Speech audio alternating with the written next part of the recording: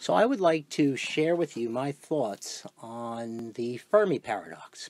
I believe there's a very logical explanation for why we have yet to find sentient life across our vast visible universe. And it has to do with the elements found on this planet. The reason is elements form, initially we have our Big Bang, lots of photons turn to neutrinos and electrons and quarks and atoms eventually, and eventually it cools down enough where atoms can form. And so, we had hydrogen, helium, trace amounts probably of some lithium maybe. And they formed our first generation stars, huge massive stars, short-lived stars, fused some of the heavier elements than the first three, and went on to explode.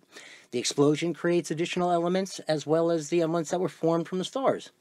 We then have second-generation stars. The first nebulous gases recoalesced to form second-generation stars, but this time with heavier starting elements. And so we have second-generation stars that last a bit longer. They fuse new elements from their cores, and they also go supernova and create additional heavy elements. And that creates third-generation stars. Third-generation stars include the matter from both first, second, and even third-generation stars. But we don't really go any higher than that. Third-generation stars just spawn additional third-generation stars out of their coalescing nebulous gas that spews from their supernovas. So the overwhelming majority of planets are almost certainly created solely from supernovas and from stars. However, we have some elements that were not formed in that process. There are certain elements we believe are only formed through neutron-star collisions.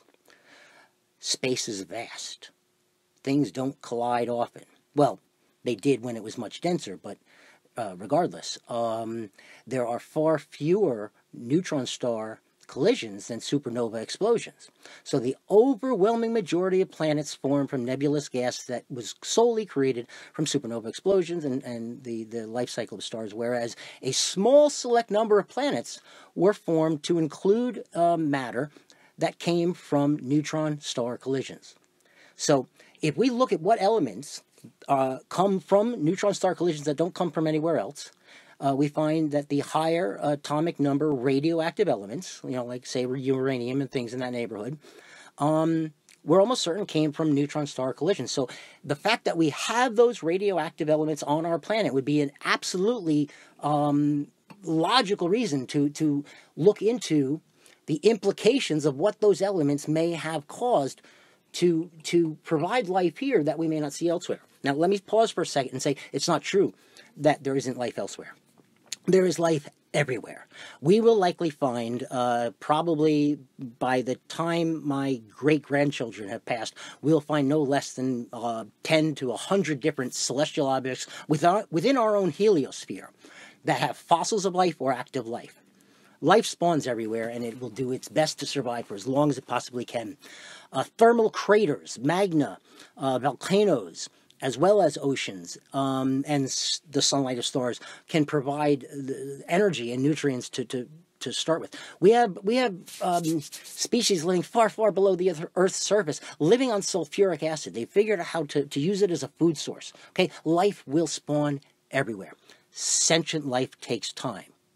So if we look at the implications of what it would mean if we were one of the very, very few planets with radioactive materials, we would find that radioactive materials cause mutations. They cause an increased rate of mutations.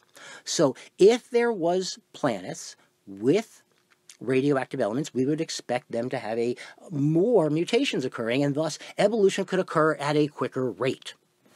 If this was true, then there would be lots of different points in time where the radioactive elements impacted a certain species at different times, and it caused that species to take we'll call it a quantum jump, if you will, a leap, or like a missing link type leap between species where many mutations happen that makes a vast difference in the next generations. And so if that was true, since we know that the bulk of Homo species, the 15, 16, 17, 18 different biped primate species that have walked this planet in the last 500,000 years, for the most part, spawned from Africa. So if we found uranium mines in Africa, then that would clinch it. If we find uranium mines in Africa, that would clinch the fact that we almost certainly are one of the few planets out there with life at this point in time. Given enough time where evolution can occur at its natural paces, sentient life will form if the conditions are right. We got a jump start, and that's why we are one of the earlier sentient species out there. And let's just hope we don't screw it up. I mean, I really think we're on a path to self-destruction. I don't think we are thinking globally, and I think that we are putting at risk generations to come. But that's another video. Okay? Have a good night. Peace out. Live long and prosper. May the force be with you. 42.